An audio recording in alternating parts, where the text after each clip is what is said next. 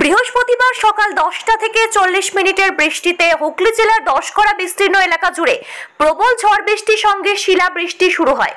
তার ফলে আলু জমিতে ব্যাপক ক্ষয়ক্ষতি হয়।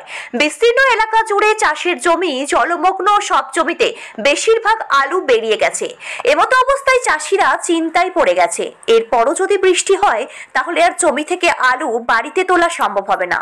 চলুন আমরা দেখে নেব আলু জমির কি অবস্থা। হুগলি থেকে আশিস কুমার ঘোষের রিপোর্ট, ওয়ার্ল্ড জনতা টিভি।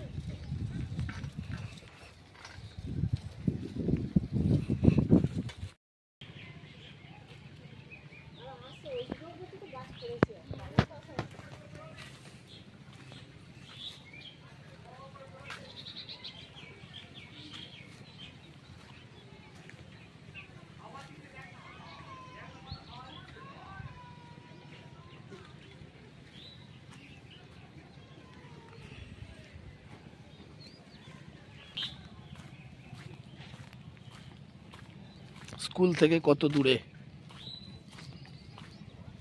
স্কুল দেখুন।